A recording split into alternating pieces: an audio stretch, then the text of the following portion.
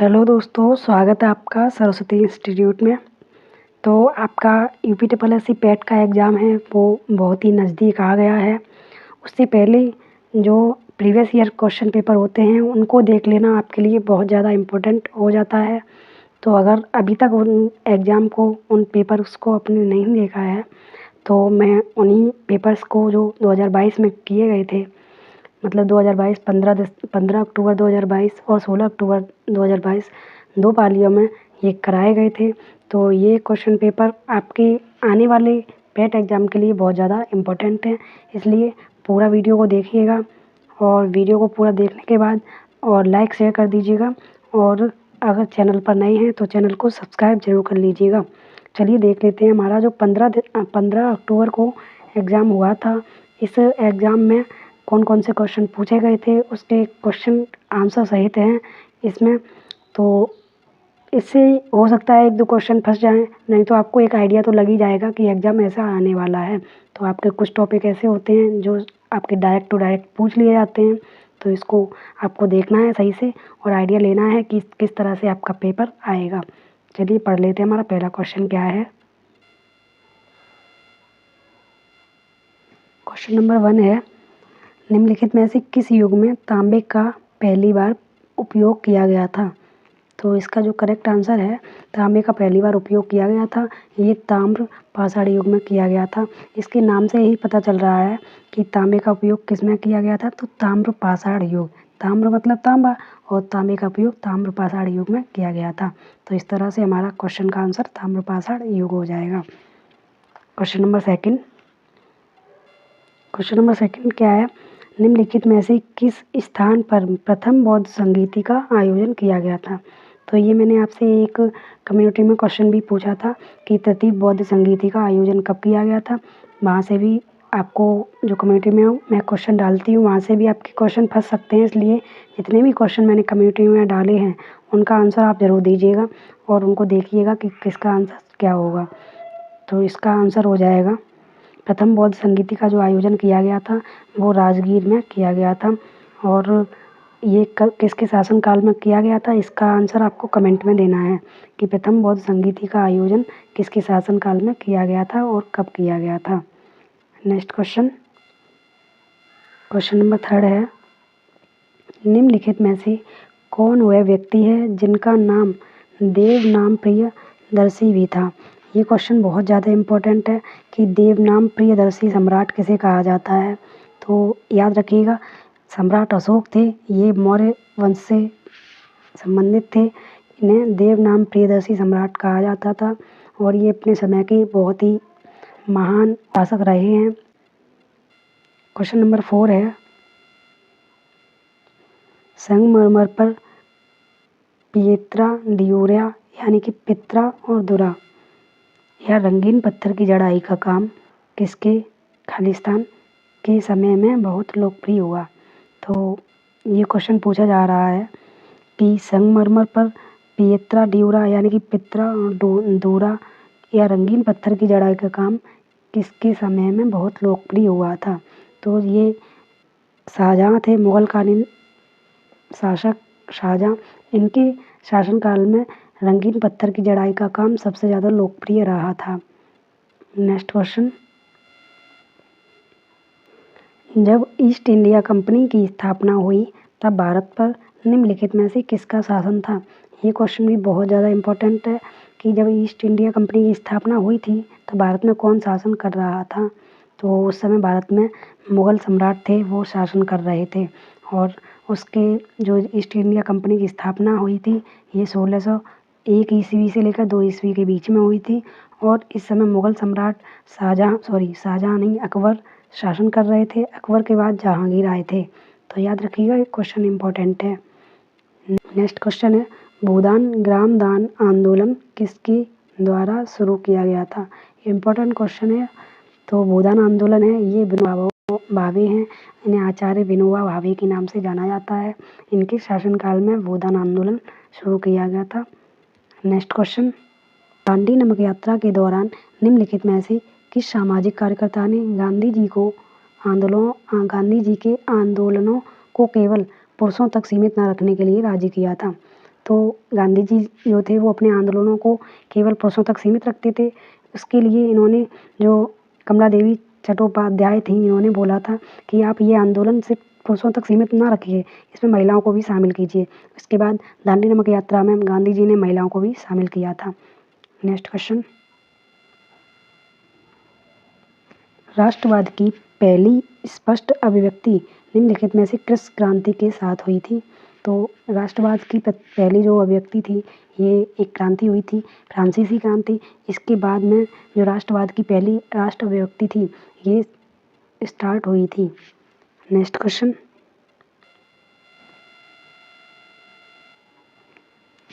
सरकार के निम्नलिखित में से किस अधिनियम के कारण बम्बई से सिंध प्रांत का निर्माण हुआ था? तो बम्बई से सिंध प्रांत का जो निर्माण हुआ था, ये भारत सरकार अधिनियम 1935 में ये हुआ था। इस अधिनियम के द्वारा बम्बई से सिंध प्रांत का निर्माण हुआ था। नेक्स्ट क्वेश्चन,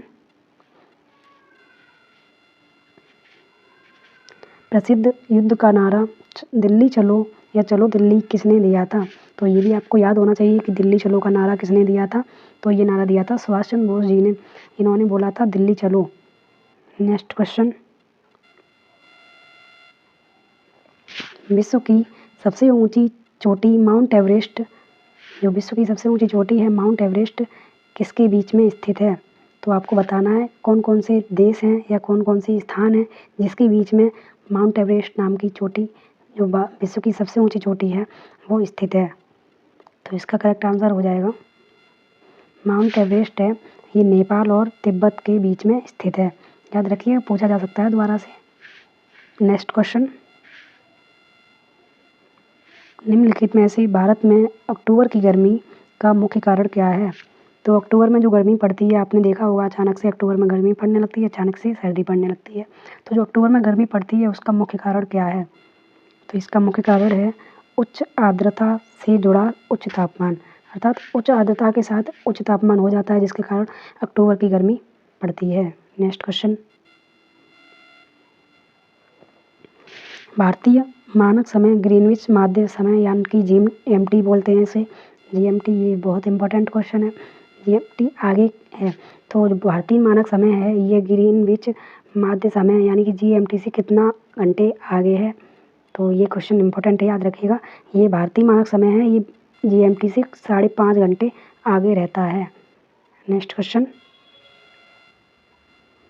निम्नलिखित में से कौन जनसंख्या वितरण को प्रभावित करने वाला आर्थिक कारण नहीं है? तो जनसंख्या वितरण को प्रभावित करने वाला आर्थिक कारण कौन सा नहीं है? इसका करेक्ट आंसर हो जाएगा पानी की उपलब्धता। नेक्स्ट क्वेश्चन, निम्नलिखित में से किस नदी को बिहार का शोक कहा जाता है? इंपॉर्टेंट है, ये भी कई बार पूछा जा चुका है कि बिहार का शोक किस नदी को कहा जाता है। तो इसका करेक्ट आंसर हो जाएगा, बिहार का शोक कहा जाता है ये कोसी नदी को कहा जाता है। और आपको बताना है कमेंट में कि जो बंगाल का शोक है वो किस नदी को कहा जाता है। कमेंट में बताइएगा कि बंगाल का शोक किस नदी को कहा जाता है। नेक्स्ट क्वेश्चन, भारत की पंचवर्षीय योजनाओं को अंतिम स्वीकृति निम्नलिखित में से किसके द्वारा दी गई थी? तो पंचवर्षीय योजनाएं कराई गई थी, ये हर 5 वर्ष के अंतराल पर कराई जाती हैं। ये किसके द्वारा अंतिम स्वीकृति दी गई थी तब यह योजनाएं कराई गई? तो इसका करेक्ट आंसर हो जाएगा राष्ट्रीय विकास परिषद के द्वारा अंतिम स्वीकृति दी गई थी, तब भारत की पंचवर्षीय योजनाओं को स्वीकार किया गया था। नेक्स्ट क्वेश्चन, किसी भी विकासशील अर्थव्यवस्था के प्रारंभिक चरणों में अधिकांश गतिविधियाँ रिक्त स्थान क्षेत्र से संबंधित होती हैं। तो अधिकांश जो गतिविधियाँ हैं वो विकासशील अर्थव्यवस्था के प्रारंभिक चरणों में प्राथमिक होती हैं। याद रखिएगा, ये प्राथमिक गतिविधियाँ होती हैं। नेक्स्ट, निम्नलिखित में से कौन सा हरित क्रांति की रणनीति का हिस्सा था? तो हरित क्रांति कराई गई थी, ये इनकी रणनीति का हिस्सा क्या था? इसका आंसर इन्होंने माना है तो ऑल ऑफ दीज माना है। आपको याद रखना है कि ऑल ऑफ दीज जो ऑप्शन था वो इसका करेक्ट माना गया है। आपको 2022 का 15 अक्टूबर शिफ्ट 1 का एग्ज़ाम पेपर देखना है और उस पेपर में क्वेश्चन नंबर 18 देखना है, उसमें क्या क्या ऑप्शन दिए गए थे, वो सारे ही ऑप्शन सही माने गए थे। नेक्स्ट क्वेश्चन,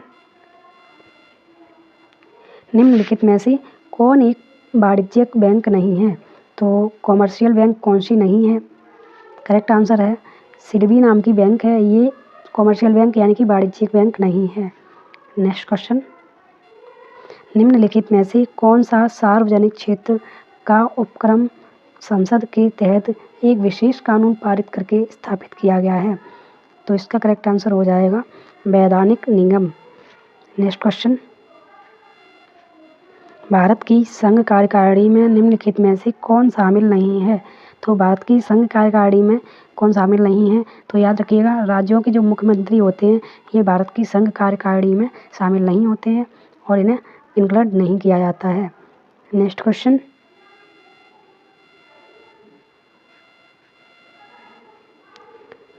है रिक्त स्थान के पास मौलिक अधिकार को लागू करने की शक्ति होती है?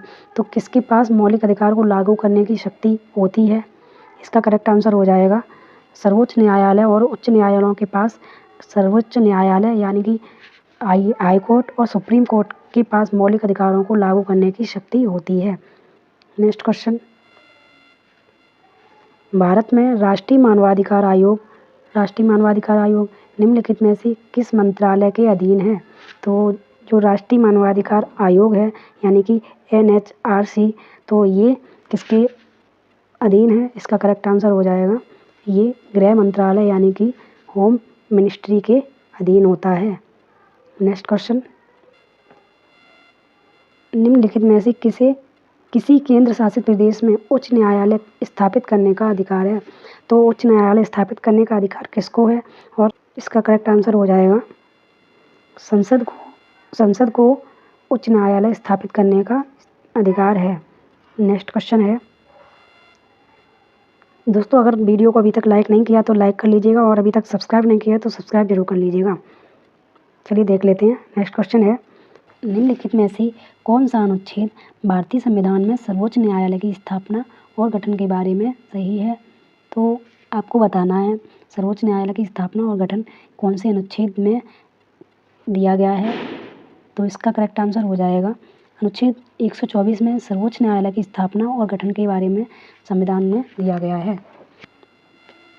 तारों का रंग निम्नलिखित में से किस पर निर्भर करता है? तो इम्पोर्टेंट लगा लीजिएगा, तारों का जो रंग है ये किस पर निर्भर करता है?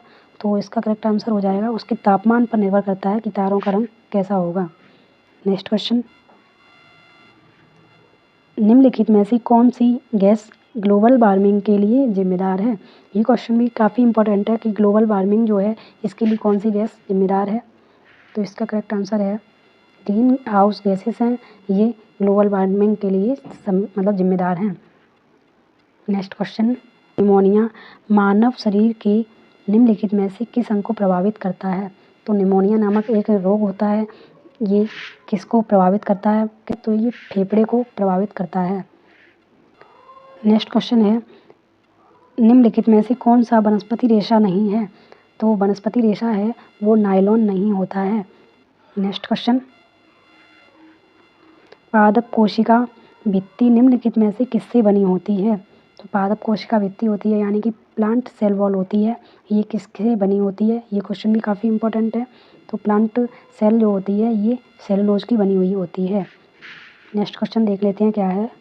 तो ये 31 नंबर क्वेश्चन है, ये आपको खुद से सॉल्व करना है और देखना है इसका आंसर आप सही कर पाते हैं या नहीं। 32 भी आपको ही सॉल्व करना है, 33, 34, 35 ये आपको खुद से सॉल्व करने हैं। 36 नंबर देख लेते हैं हम लोग क्या है। महर्षि शब्द का सही संधि विच्छेद बताइए। तो महर्षि का संधि विच्छेद पूछा गया है, तो इसका संधि विच्छेद जो होता है वो होता है महाधन ऋषि। याद रखिएगा महाधन ऋषि ये महर्षि का संधि विच्छेद होता है। तो इम्पोर्टेंट क्वेश्चन है, याद रखिएगा, कई बार पूछे जाते रहते हैं ऐसे क्वेश्चन कि महर्षि का संधि विच्छेद क्या है? तो महाधन ऋषि। नेक्स्ट क्वेश्चन है, किस विकल्प में शब्द युग्म का अर्थ भेद सही नहीं है? तो नेगेटिव पर अंडरलाइन कर लेनी है या जो भी आप करना चाहें उसके ध्यान रखने के लिए कि आपको ध्यान रखना है सही पूछा गया है या गलत पूछा गया है। तो हमसे गलत पूछा गया है, तो इसका गलत आंसर हो जाएगा अवलंब, अविलंब, अधर, विलोकित। तो ये इसका करेक्ट आंसर हो जाएगा। ये दो ऑप्शन इसके सही थे, इसलिए इन दोनों को ही सही माना गया था। नेक्स्ट क्वेश्चन है, किस विकल्प में सभी शब्द परस्पर पर्यायवाची हैं? तो आपको 4 ऑप्शन दिए गए थे, उसमें से एक ऑप्शन था पार्वती, रुद्राणी और भवानी। ये तीनों ही जो हैं सही थे और एक दूसरे के पर्यायवाची थे। नेक्स्ट क्वेश्चन, किस विकल्प में सही विलोम युग्म है? तो हमारे साथ जो 4 ऑप्शन दिए गए थे उनमें से सही विलोम युग्म था, उसका था नूतन और पुरातन। याद रखिएगा, पूछे जा सकते हैं। नेक्स्ट क्वेश्चन है, ख़याली पुलाव पकाना मुहावरे का क्या अर्थ है? ये हमसे पूछा गया है। तो ख़याली पुलाव पकाना यानी कि असंभव बातों की कल्पना करना, ये इसका करेक्ट आंसर हो जाएगा कि ख़याली पुलाव पकाना मतलब असंभव बातें जिनकी कल्पना की जा सकती है। नेक्स्ट क्वेश्चन है, ये इंग्लिश के क्वेश्चन आ गए हैं, तो ये आपको पैराग्राफ पढ़ के सॉल्व करने हैं खुद से ही, और ये रीजनिंग के क्वेश्चन हैं, ये भी आपको खुद से ही सॉल्व करने हैं। तो आप करके देख लीजिएगा आप कितने सही कर पाते हैं। चलिए जीएस के क्वेश्चन हैं, ये हम लोग कर लेते हैं। निम्नलिखित में से किस देश के वैज्ञानिकों ने पहला कृत्रिम भ्रूण तैयार किया है? तो ये क्वेश्चन करंट का था। तो कृत्रिम भ्रूण जो था वो तैयार किया था इजराइल ने। नेक्स्ट क्वेश्चन है, प्रधानमंत्री नरेंद्र मोदी ने निम्नलिखित में से किस राज्य में IIBX India international bullion exchange launch किया? तो ये भी करंट के क्वेश्चन है, तो इसका भी करेक्ट आंसर हो जाएगा गुजरात में लॉन्च किया गया था प्रधानमंत्री नरेंद्र मोदी जी के द्वारा। नेक्स्ट क्वेश्चन है, निम्नलिखित में से किस देश ने अगस्त 2022 में ताइवान के आसपास अपना अब तक का सबसे बड़ा सैन्य अभ्यास किया है? तो इसका करेक्ट आंसर था चीन। याद रखिएगा, ये करंट के क्वेश्चन है इसलिए इनको ज़्यादा डिटेल्स में नहीं बताएंगे। नेक्स्ट क्वेश्चन देख लेते हैं क्या है। अगस्त 2022 में भारत की पहली अंडर वाटर मेट्रो का उद्घाटन निम्नलिखित में से किस शहर में किया गया था? तो कोलकाता में अंडर वाटर मेट्रो थी, ये भारत की पहली अंडर वाटर मेट्रो थी, इसका उद्घाटन किया गया था। नेक्स्ट क्वेश्चन है, भारतीय सेना ने जुलाई 2022 में नामक मतलब रिक्त स्थान नामक एक अखिल भारतीय उपग्रह संचार अभ्यास का आयोजन किया था। तो उसका नाम था स्काइट लाइट। इसका आयोजन अखिल भारतीय उपग्रह संचार के द्वारा किया गया था। नेक्स्ट क्वेश्चन है, भारत के किन 2 शहरों के बीच आकाशा एयर की पहली उड़ान का उद्घाटन किया गया? तो इसका करेक्ट आंसर है मुंबई से अहमदाबाद जो है के बीच में आकाशा एयर की पहली उड़ान का उद्घाटन किया गया था। नेक्स्ट क्वेश्चन है, आज़ादी का अमृत महोत्सव के तहत बड़े चलो अभियान निम्नलिखित में से किस केंद्रीय मंत्रालय द्वारा शुरू किया गया था? तो बड़े चलो अभियान ये संस्कृति मंत्रालय के द्वारा शुरू किया गया था। नेक्स्ट क्वेश्चन है, निम्नलिखित में से किस IIT ने भारतीय भाषा प्रौद्योगिकी को आगे बढ़ाने के लिए A14 भारत में नीले कड़ी केंद्र की स्थापना या शुरुआत की थी? तो इसका करेक्ट आंसर हो जाएगा IIT मद्रास ने इसकी शुरुआत की थी। नेक्स्ट क्वेश्चन है, किस केंद्रीय मंत्री की अध्यक्षता में चंडीगढ़ में नशीली दवाओं की तस्करी और राष्ट्रीय सुरक्षा पर एक राष्ट्रीय सम्मेलन आयोजित किया गया था? तो एक केंद्रीय मंत्री हैं, इनकी अध्यक्षता में चंडीगढ़ में नशीली दवाओं की तस्करी और राष्ट्रीय सुरक्षा पर एक राष्ट्रीय सम्मेलन आयोजित किया गया था। तो ये हमारे देश के गृह मंत्री यानी कि अमित शाह के द्वारा किया गया था। नेक्स्ट क्वेश्चन है, निम्नलिखित में से कौन सा राज्य भारत में पहला हर घर जल प्रमाणित राज्य बन गया है? तो ये इंपॉर्टेंट क्वेश्चन है, पहला हर घर जल प्रमाणित राज्य बना है वो है गोवा। नेक्स्ट क्वेश्चन है, निम्नलिखित में से कौन भारत का पड़ोसी देश नहीं है? तो भारत का पड़ोसी देश UAE नहीं है। नेक्स्ट क्वेश्चन है, निम्नलिखित में से हंगरी की राष्ट्रीय मुद्रा क्या है? तो आपको याद रखने हैं, राष्ट्रीय मुद्रा आपको पढ़ के जाने हैं, किसी भी देश की राष्ट्रीय मुद्रा है वो आपको देख के जाना है। तो राष्ट्रीय मुद्रा हंगेरियन फॉरेंट है, ये हंगरी की हंगेरियन फॉरेंट राष्ट्रीय मुद्रा है। नेक्स्ट क्वेश्चन है, स्वतंत्रता के बाद भाषा के आधार पर बने भारत के पहले राज्य का नाम बताइए। ये क्वेश्चन तो बहुत ज़्यादा इंपॉर्टेंट कई बार पूछा जा चुका है कि स्वतंत्रता के बाद भाषाई आधार पर गठित होने वाला भारत का पहला राज्य कौन सा है? तो ये आंध्र प्रदेश राज्य है, दक्षिण का राज्य है, यहाँ पर भाषा के आधार पर इसे गठित किया गया था। नेक्स्ट क्वेश्चन है, लोकसभा में पद धारण करने की न्यूनतम आयु कितनी है? तो लोकसभा में पद धारण करने की न्यूनतम आयु है वो है 25 वर्ष। याद रखिएगा, लोकसभा राज्यसभा ये सारे क्वेश्चन आपको पढ़ के जाने हैं। नेक्स्ट क्वेश्चन है, अंतर्राष्ट्रीय जैव विविधता दिवस किस तारीख को मनाया जाता है? तो बहुत ज़्यादा इंपॉर्टेंट क्वेश्चन है, बहुत ज़्यादा इंपॉर्टेंट है कि अंतर्राष्ट्रीय जैव विविधता दिवस कब मनाया जाता है। तो आपको सारे दिवस पढ़ के जाने हैं, जो इंपॉर्टेंट होते हैं वहीं से पूछे जाते हैं।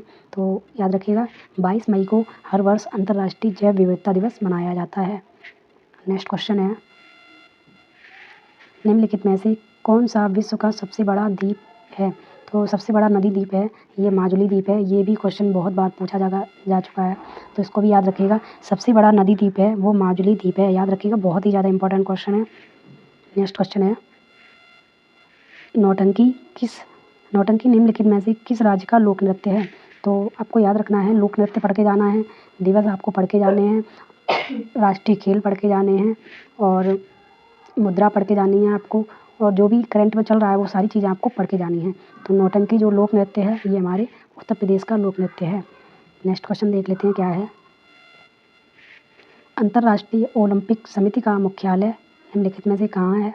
तो अंतर्राष्ट्रीय ओलंपिक समिति का मुख्यालय है ये स्विट्जरलैंड में है। तो एक और टॉपिक मिला हम लोगों को, क्या पढ़ के जाना है? तो मुख्यालय भी हम लोग को पढ़ के जाना है। ये कुछ टॉपिक ऐसे हैं जहाँ से हर बार क्वेश्चन पूछा जाता है, इसलिए आप इन टॉपिक को बिल्कुल मत छोड़िएगा और पढ़ के जरूर जाइएगा। देख लेते हैं नेक्स्ट क्वेश्चन। तो नेक्स्ट क्वेश्चन है, निम्नलिखित में से किसने प्रसिद्ध पुस्तक पावर्स ऑफ द माइंड लिखी है? तो पावर्स ऑफ द माइंड पुस्तक है ये स्वामी विवेकानंद जी के द्वारा लिखी गई है। तो बुक्स एंड ऑथर भी आपको पढ़ के जाने हैं, ये भी टॉपिक नया है। तो बुक्स एंड ऑथर यहाँ से भी एक क्वेश्चन आता है, तो ये भी आप पढ़ के जाइएगा। नेक्स्ट क्वेश्चन देख लेते हैं क्या है।